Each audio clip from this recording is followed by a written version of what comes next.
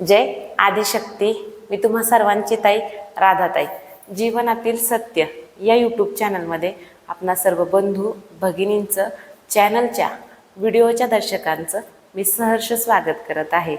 तुमच्या माहितीसाठी किंवा ज्ञानासाठी, ज्ञानामध्ये भर पडावे म्हणून आपण ही जीवनातील सत्य या चॅनलमध्ये छोट्या माहितीमार्फत व्हिडिओ बनवत आहोत आणि ते तुम्हाला पटत आहेत, रुचत आहे. तुमचा प्रतिसाद आम्हाला व्हिडिओ बनवण्यासाठी खूप जास्त आणि महत्त्वपूर्ण प्रेरणा देतोय. असाच आज एक आपण व्हिडिओ बनवून घेऊन आलेलो आहोत. माहितीपूर्ण आहे, तर सर्वांनी शेवटपर्यंत पाहायचं आहे. आवडल्यास व्हिडिओला लाईक करायचं आहे, चॅनलला सबस्क्राईब करायचं आहे आणि शेअर करण्याची दैवी सेवा करायची आहे.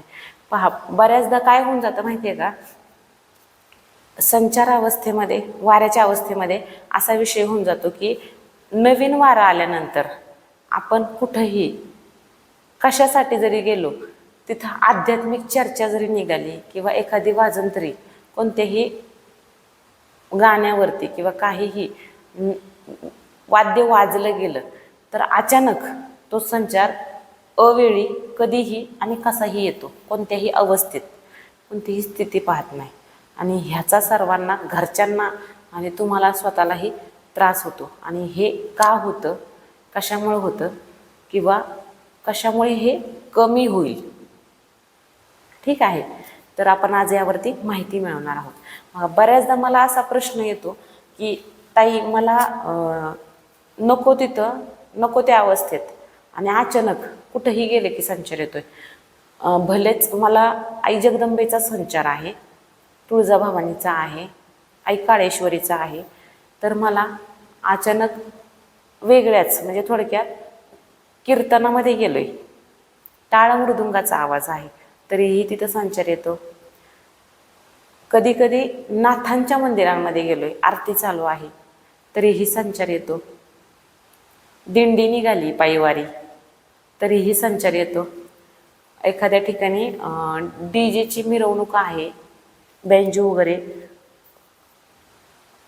तर तिथंही अचानक संचार येतो. तर असं का होतं किंवा हे होऊ नये म्हणून काय करावं, तर पहा, काय राहतं माहिती आहे का, जेव्हा संचार येतो, मी बऱ्याचदा सांगत आलेली आहे की आपल्याला एखादी गोष्ट नवीन मिळाली की नाही, कोणतीही असो, मग हे लहानपणापासून म्हातारं, म्हणजे अक्षरशः वृद्ध काळापर्यंतच्या ही एक्साइटमेंट आहे किंवा हा एक भाव आहे की एखादी गोष्ट आपल्याला नवीन मिळाली किंवा काहीतरी आयुष्यात नवीन आलंय, तर त्यावेळेस आपण खूप भावुक होऊन जातो. म्हणजे आता हे काय नवीन आपल्याला काय मिळाले, आणि आता भारावून गेलेलो असतो आपण, भान हरवून गेलेलो असतो. म्हणजे एक वेगळी एक्साइटमेंट असते त्याची. आणि सतत कितीही आपण स्वतःला कुठंतरी गुंतवून ठेवलं किंवा वेगळ्या गोष्टीत आपण गुंतलो, पण मनाच्या आणि डोक्याच्या एका कोपऱ्यामध्ये ती एक्साइटमेंट असतेच. आणि ज्या वेळेस आपण थोडंसं साईडला जातो, म्हणजे आपल्या कामातनं म्हणा किंवा जे आपल्या विचारचक्र त्यातनं साईडला जातो, की लगेच तो चक्र आपला चालू होऊन जातो. म्हणजे आपलं लक्ष पटकन, म्हणजे थोडक्यात 50% लक्ष आपलं जास्त त्या गोष्टीकडे असतं आणि 50% आपल्या दैनंदिन आयुष्यात चालणाऱ्या कार्यांवरती असतं. म्हणून काय होऊन जातं माहिती आहे का, लगेच म्हणजे पटकन लक्ष वेधलं जातं. सपोज आता तुम्ही आरतीला उभे आहात एका ठिकाणी, एखाद्या ठिकाणी डीजेचं मिरवणूक आहे, एखाद्या ठिकाणी टाळ मृदुंगाचा गजर होत आहे, तर ह्या अवस्थेतही पटकन त्या तालावरती, त्या वाद्यावरती आपण भावुक होऊन जातो आणि संचारावस्था. राहिला विषय की तुम्हाला वारं नाथांचं आहे, देवीचं आहे, आणखी कोणत्या वेगळ्या देवाचं आहे, आणि ते वेगळ्या देवाचं वारं म्हणजे दुसऱ्याच वाद्यावरती, दुसऱ्याच नादावरती येते, तर लक्षात घ्या, भगवंताला कोणताही नाद चालतो. देव आहे तो असं ठरवत नाही का आता इथं मृदुंग वाजतोय, इथं टाळ वाजतोय, तर हरीचा गजर चालला आहे, तर शिवांचं काय काम, जगदंबेचं काय काम. देवाला हे नाही कळत, कारण तो देव आहे, सर्वव्यापी आहे.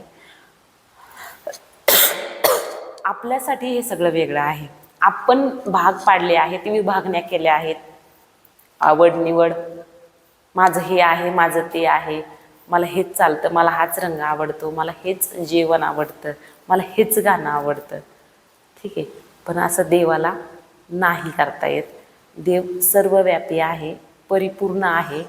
तो फक्त नावारूपाने वेगळा आहे. मुळात तो एकच आहे आणि त्याला वेळ, काळ, ठिकाण, जागा कळत नाही.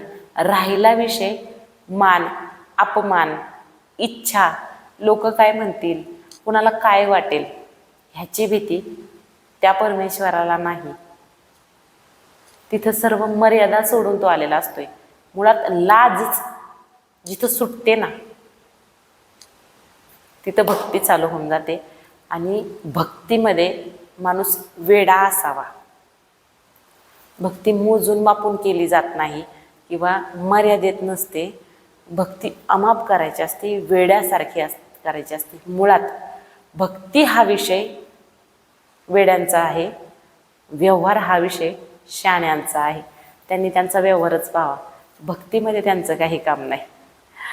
सांगायचं तात्पर्य एवढंच, एक लक्षात घ्या, ती एक अवस्था आहे. तिला असं तुम्ही ठरवून गोष्टी होत नाहीत. किंबहुना काही काळ, सुरुवातीचे काही काळ, 1 वर्ष 6 महिने किंवा तुम्ही तुमच्या गुरूंकडनं मार्ग घेईपर्यंत, त्या अवस्थेला प्रतिबिंब म्हणजे थांबवण्यापर्यंत, तोपर्यंत हा त्रास तुम्हाला सातत्याने होणार आहे. आणि त्याच्यात वेगळं असं काही नाही. ठीक आहे, त्यामुळे तुम्ही कुठं जाणं, कार्यक्रमाला हजर होणं हे टाळणं चुकीचं आहे. आहे तर आहे, चुकीचं असं काही नाही. राहिला विषय की हा त्रास सतत होऊ नये म्हणून काय करायचं. ठीक आहे, कदाचित काही ठिकाणी येणं पण चुकीचं आहे, अयोग्य असतं आणि खरंच ते अशोभनीय हे असतं. ठीक आहे, तर तुम्ही म्हणाल आत्ताच ताई बोलल्या होत्या की तिथे लाज नाही, तर मग ठीक आहे, पण काही जागा नसतात त्या योग्यतेच्या. सगळीच माणसं सारखी नसतात. नजरा चुकीच्या पण असतात, विचार, मान्यता हे पण महत्त्वाचं की नाही. आणि आपल्या घरच्या व्यक्ती का विरोध करतात, तर आपल्या माणसाचा त्यांचा विश्वास असतोय, पण आपल्या माणसाचा चुकीच्या ठिकाणी अपमान होऊ नये, गैर त्यांच्याविषयी लोकांनी विचार करू नये म्हणून ह्या भावाखातर घरच्यांना वाटत असतं कुठंही अवेळी संचार येऊ नये. तर ह्यासाठी काय करायचं आहे बघा, आपण नेहमी म्हणत असतो की आपल्या भोवती पंचमहाभूत आहेत. आपण एखाद्या वास्तूमध्ये जर बसलं तर वास्तू तथास्तु म्हणत असते. तर ह्याचा असा अर्थ होतो की आपण ध्यानी मने आणि विचाराने जे पेरतो की नाही तेच उगवतं. 100% हे खरं आहे. तर आपण नेहमी तेच करत राहायचंय. आपण ठरवायचं आहे. आता आपण घरातनं बाहेर निघणार आहोत. मोठा असा श्वास घ्यायचा आहे, 10 पासून 1 पर्यंत उलटी मोजून चालू करायची. 10, 9, 8, 7, 6, 5, 4, 3, 2, 1. आणि इच्छा करायची आहे की आज मी ज्या ठिकाणी जाणार आहे तिथं मला संचाराचा कोणताही कसाही काहीच त्रास होणार नाही. कारण मी ज्या भगवंताची, मी ज्या ईश्वराची सेवा करते त्याला माझी काळजी आहे. माझा मान अपमान, त्याची इज्जत, माझी इज्जत ही त्याच्या हातात आहे आणि तो मला कसलाच आणि कुठंच त्रास होऊ देणार नाही. आज मला त्रास होणार नाही. ही इच्छाशक्ती, हा विचार तुम्ही करून घराच्या बाहेर निघायचं आहे. त्यासाठी तुम्ही भगवंताचं एखादं अंश स्वरूपात एखादी वस्तू स्वतःजवळ बाळगू शकता, जेणेकरून तुम्हाला त्रास होणार नाही. ते व्हायब्रेशन कंट्रोल होऊन जातील. त्रास व्हायला लागल्यानंतर मोठा श्वास घ्यायचा आहे, रिलॅक्स होऊन जायचे. भगवंत तुमचा आहे आणि तुम्ही भगवंताचे आहात.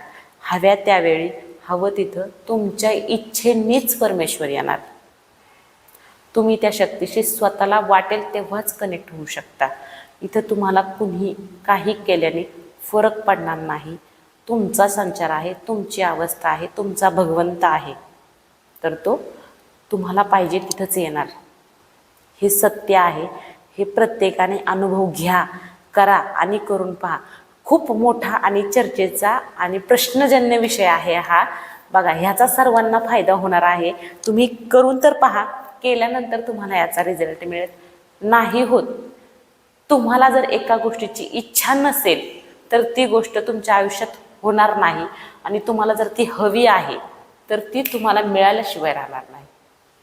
यालाच तर भगवंत म्हणतात, यालाच तर इच्छाशक्ती म्हणतात. खरंच आहे हे, आणि गोष्टी करून पहा. बघा मला आजच्या व्हिडिओतनं जे तुमच्यापर्यंत सांगायचं होतं, महत्त्वपूर्ण होतं. छोटीशी ट्रिक आहे पण ही तुम्हाला काम करून जाईल आणि खूप जास्त असा त्याचा फायदा होणार आहे. करून पहा, नक्कीच रिझल्ट मिळेल. सर्वांना जर चॅनल वरती व्हिडिओ होणारे आवडत असतील तर सर्वांनी व्हिडिओला लाईक करायचं आहे, चॅनलला सबस्क्राईब करायचं असेल तर, आणि जर तुम्ही नवीन असाल या चॅनलवरती तर तुम्ही चॅनलला सबस्क्राईब करायचं आहे, जेणेकरून नवनवीन आणि छोट्यातल्या छोट्या माहितीतनं तुम्हाला खूप सारी माहिती मिळत जाईल. व्हिडिओ शेअर करायची, दैवी सेवा सर्वांनी करायची आहे. जय आदिशक्ती. आदेश.